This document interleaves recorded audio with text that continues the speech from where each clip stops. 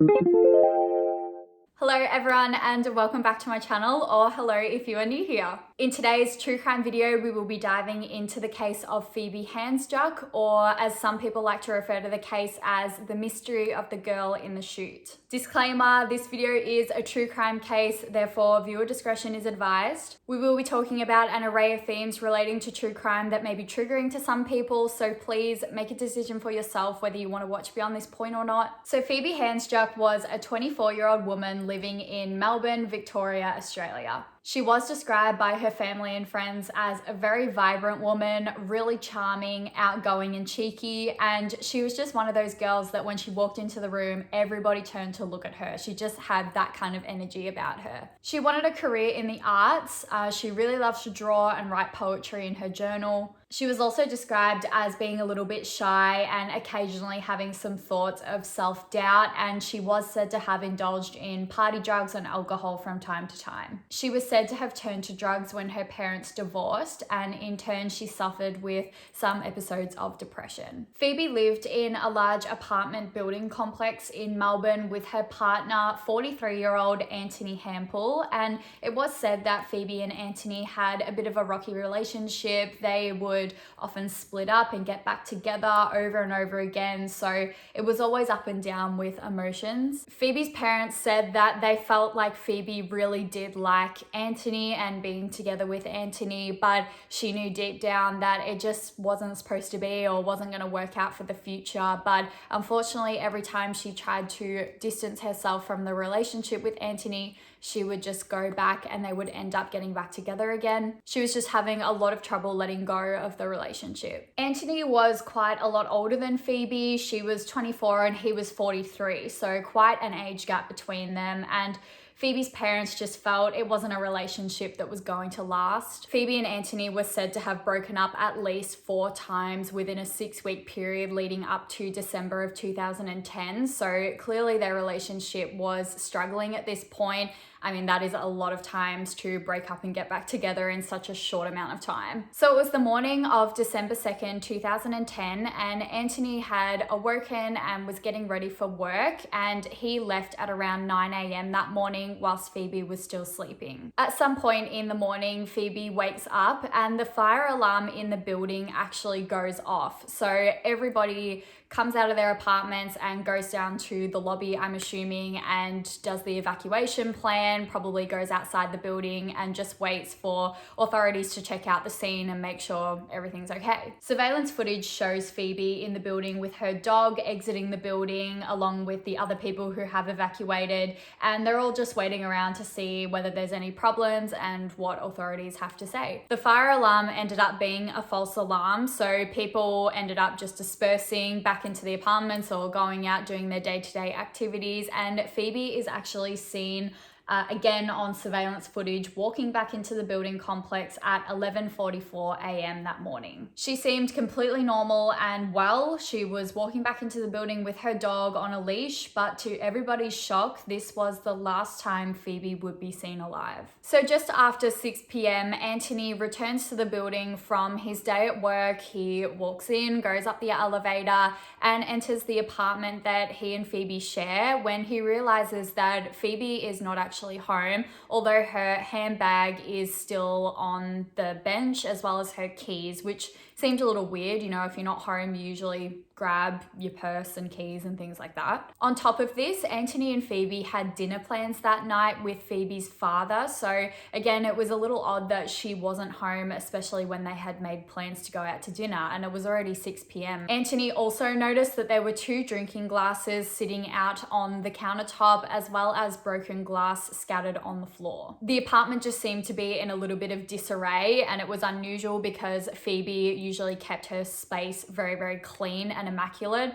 so this was odd for the apartment to be sitting here like this. Anthony waited around in the apartment for about an hour just in case Phoebe was going to come home, so at this point it was around 7 p.m. At this time, however, a concierge worker actually made a very startling discovery down in the building's refuse room, which is a room where they keep all the trash, like cans and bins, all for the garbage to fall into. 24-year-old Phoebe Handsjuk Handsjuk's body was found on the floor of this refuse room, and she appeared to already be deceased after falling down 11 flights of stairs via the garbage chute. Now, I'm not sure if the concierge recognized Phoebe or not because she did live in the building, but regardless, they called the police immediately and reported that they had found a body in the refuse room of this particular building. So it's now around 8 p.m. and Anthony is still up in the apartment that he shares with Phoebe, waiting for her to come home. Now, we know why she's not come home, and he allegedly doesn't know either. However, he's getting hungry at this point, so he orders some takeaway for himself. There was a knock at the door not so long later. Anthony went to answer it, and it was a delivery guy with his takeaway food, and they just got to small talking when the guy mentioned that there was a whole bunch of police officers down at the lobby in the building and surrounding the building, and Anthony went down to suss out the scene of what was going on. It was allegedly at that point that he was going to go and report his girlfriend Phoebe missing as well, because there was a whole bunch of police officers already there. Now, unfortunately, I don't exactly know what the story is or how it was pieced together that they identified Phoebe as being the girl in the refuse room. And I don't exactly know how they told Anthony about it, but I'm assuming maybe he ended up, as we said before, going down to see what the scene was, and that someone informed him that they had found someone in the refuse room, and maybe he told police, well, my girlfriend's missing, it might be her. But either way, they did identify the body as being Phoebe Handsjuk. So police started investigating the refuse room and Phoebe's body, and immediately they came to the conclusion that this was a suicide. Phoebe put herself in the garbage chute, fell down 11 flights of stairs to her death with the intent of killing herself. It was also noted that even though ambulance and paramedics requested to check Phoebe's body for signs of life, the police refused. They basically just had the mindset of, no, you're going to disrupt the crime scene. It was a suicide, case closed, that's it, let's move on. They didn't even let them check her for signs of life. She could have been alive. It was also noted that Phoebe's right foot was severed quite badly, and her jeans that she was wearing were undone and down around her knees, and she also had some bruising on her body. She had initially fallen into a big bin at the bottom of the chute where she'd fallen out through. So she had then managed to crawl out of this bin and onto the floor where she had later passed away, because that's where they found her. So from that, they know that Phoebe actually survived the massive fall through the garbage chute until she eventually died on the ground of the refuse room later.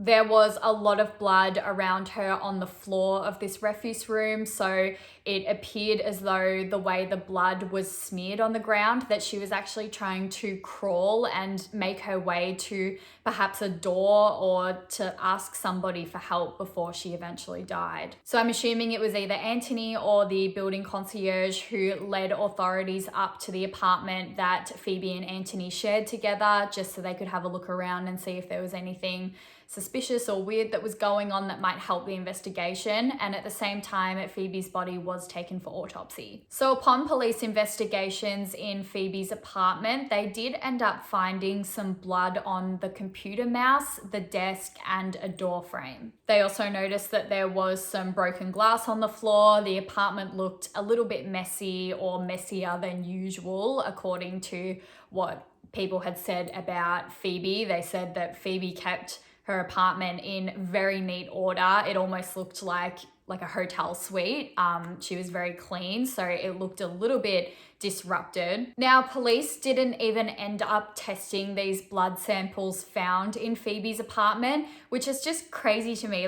It either could have been Phoebe's, which indicated that she may have been injured prior to going down the chute, or it could have been somebody else's, which may have led them to a suspect, or at least someone to question, why is your blood in the apartment? It could have been Anthony's blood, who knows whose blood it was. Meanwhile, the coroner was investigating Phoebe's body at autopsy, and it was found that Phoebe actually had around 3 times the legal driving limit of alcohol in her system, which was about 0.16.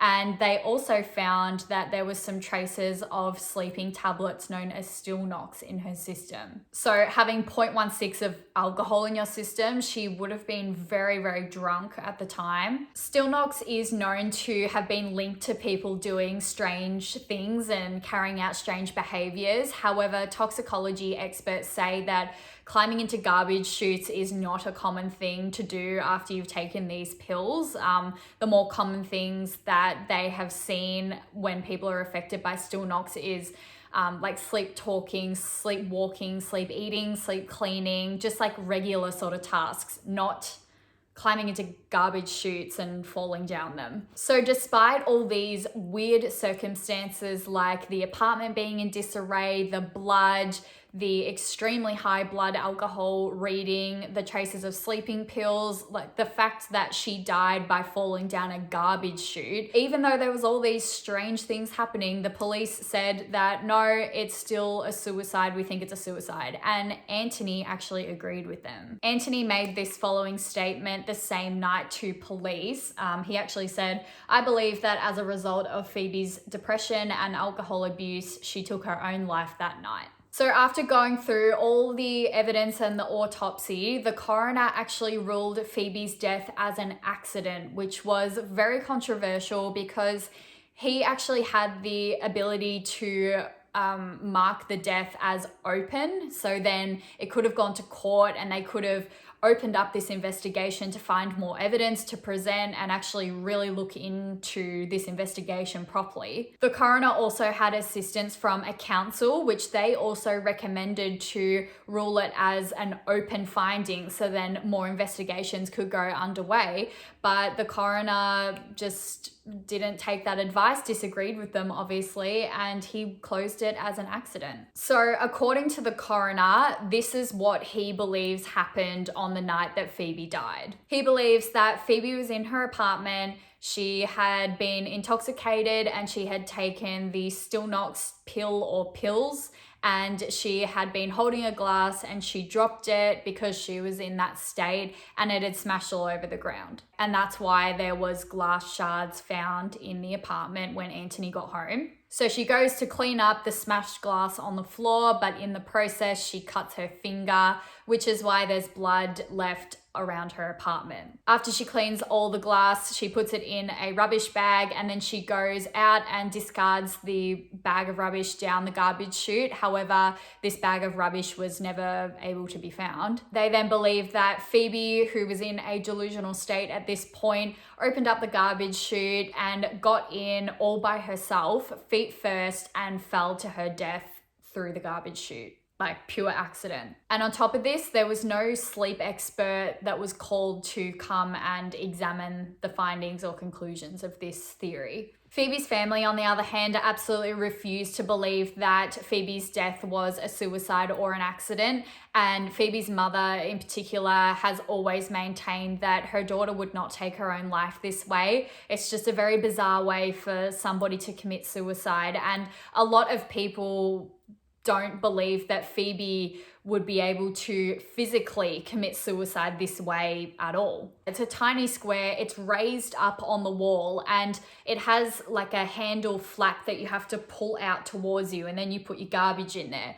So you already have to keep it open while you'd be trying to get inside it. The flap shuts on itself from its own weight as soon as you let it go, because it just prevents like the smell of the garbage chute coming up. So as soon as you let it go, it like snaps forward closed. So if you were on your own, to manage to keep it open whilst you try and climb in there while it's raised up on the wall and feet first and shimmy down like into it, I don't know, it just seems like such a task. And then you have to take into account how intoxicated Phoebe must have been. She had 3 times the legal driving limit of alcohol in her system. She would have been extremely drunk and disorientated.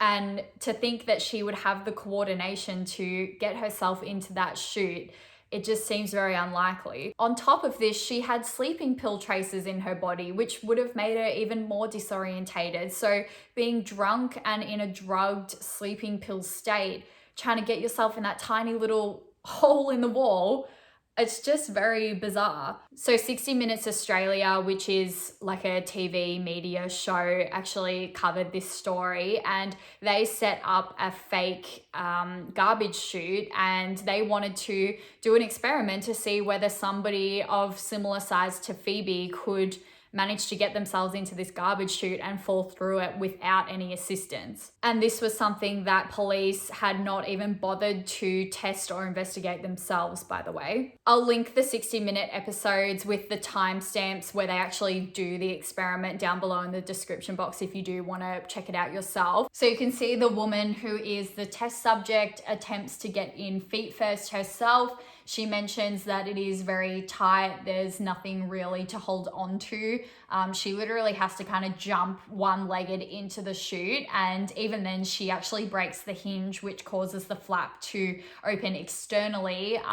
So then it actually blocks her legs inside unless she gets the flap to close more. There just would have had to have been a lot of coordination to get yourself in that chute unassisted. I've seen 2 videos of 2 different girls trying to get into the chute unassisted, and they do both eventually manage to get their bodies down it.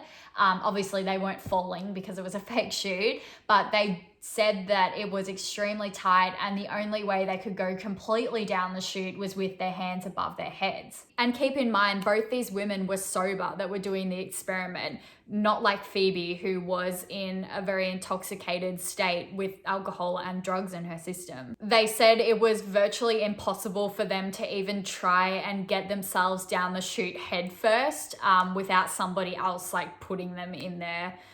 So they said it was hard enough feet first, but virtually impossible head first by yourself unassisted. A lot of people, including Phoebe's family, believe that Phoebe may have been a subject of foul play and that somebody might have forcefully put her down the chute, which seems a lot easier than Phoebe in that state going down the chute by herself unassisted. 60 Minutes Australia did a second test, this time with 2 people, a woman who stood in as Phoebe and a male subject. The male just picks up the female test subject over the shoulder, uses his spare hand to open the flap of the chute, and is just as easily able to maneuver the female test subject straight into the chute, even feet first. So I think it's a plausible theory that foul play may have been involved, because it was very easy for that test subject to lift up the female test subject and put her in there. And because the police immediately on the night that they found Phoebe claimed that it was a suicide, they just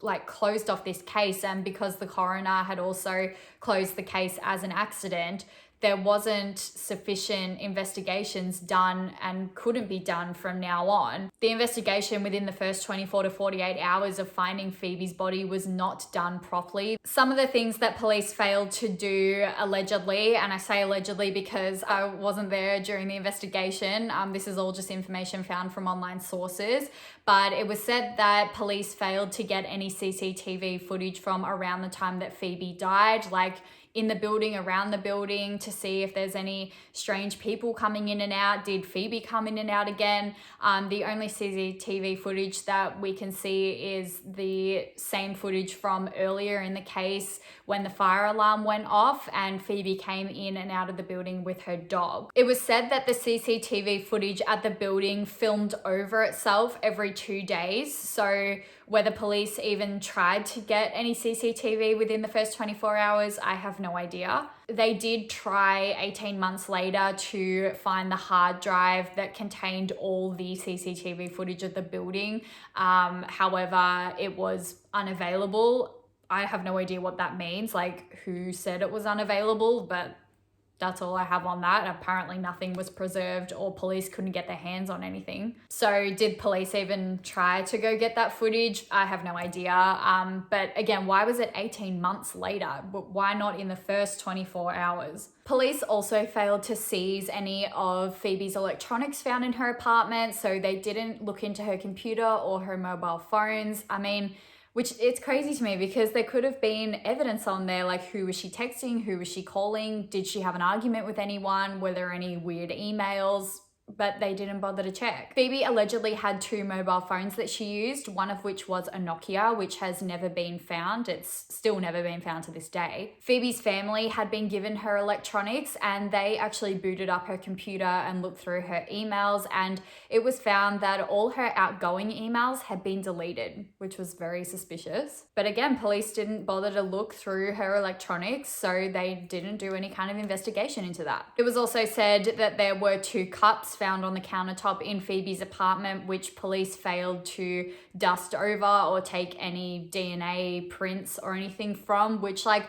come on, it's a cup. Like, you pick it up with your fingers and you put it to your mouth. Like, there could have been heaps of DNA on that, whether it was Phoebe's or somebody else's or Anthony's. It's just good to know. Also, what were in the cups? Was it water? Was it alcohol? Was it laced? Like, who knows? There were bruises found on the back of Phoebe's arms and wrists, and they seem to be a bit more consistent with grip marks, so somebody forcibly having their hands on her and leaving bruises. Were they from somebody picking her up forcefully, putting her down the chute? Like, we don't know. And again, we mentioned that her pants were found undone and down sort of around her knees, like they'd come undone. And a lot of people can say, yes, her pants may have come undone while she was falling down lots of flights of stairs through a very tight garbage chute.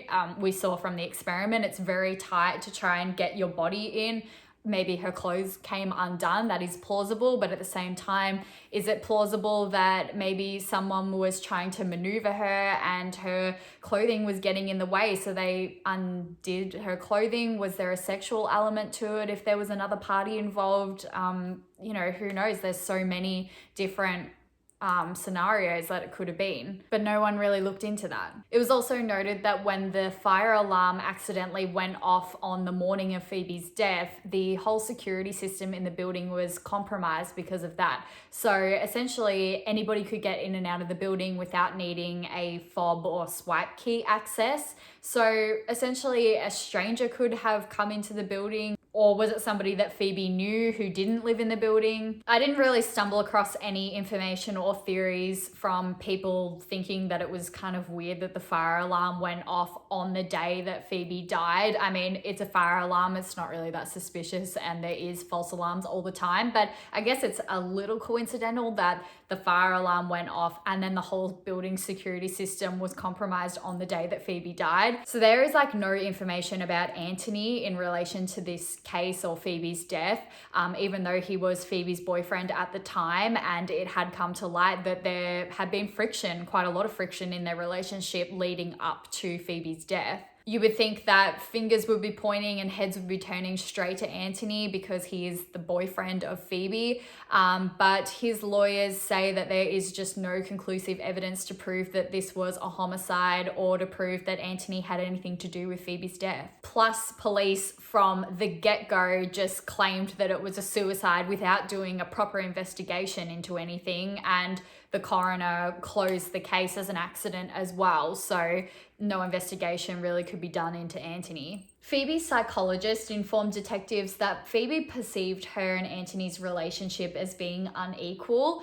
presumably due to the age difference. He was substantially older than her, and she also mentioned that she felt quite dependent on him and that she wasn't happy about that. Allegedly, Phoebe said that she never felt that she was good enough to Anthony. As we discussed earlier, Phoebe and Anthony had broken up around 4 times in a very short space of time. Phoebe's mother actually remembers the Sunday before Phoebe ended up passing away. She had a Skype call with her, and they were on this Skype call, and her mother noticed that Phoebe was clearly back in the apartment that her and Anthony shared, and her mother said out loud on this Skype call, thinking that it was just Phoebe in front of her, and she said, "Oh, you're back in the apartment with Anthony, like you patched things up, obviously." And Phoebe immediately, just like her face was like very serious, and she actually put her fingers up to her mouth like that, telling her mum to shush and be quiet.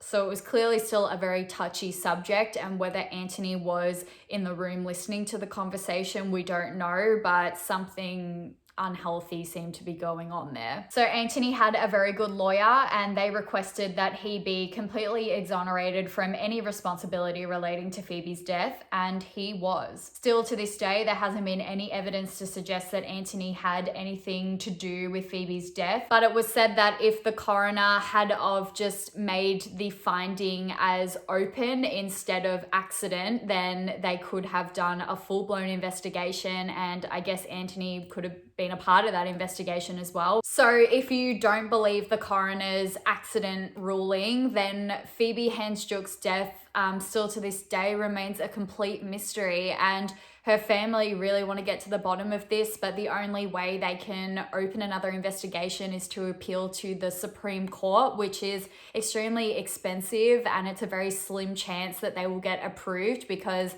it's very difficult to go against a coroner's finding. The only other way something could move forward from this was if there was in fact another party involved or foul play or something, and the person came forward and made a confession. I'd be really interested to know your thoughts and opinions on this in particular, because it has been debated on back and forth for quite some time, but whether you think that Phoebe put herself in that chute in her disorientated state, or whether you feel that there was another party or foul play involved. Police seem to be firm on their opinion that she did it to herself with the intent to die, and other people feel like there is just absolutely no way she could have done it without somebody else assisting her. So that is actually all I have on the Phoebe Handsjuk case. I will definitely update you if any more evidence comes to light. Please ensure that you are being respectful to not only each other in the comment section down below, but also the victims in this situation.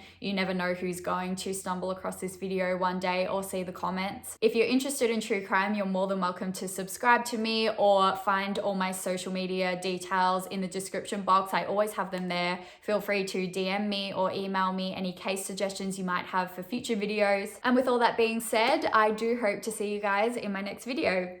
Bye guys.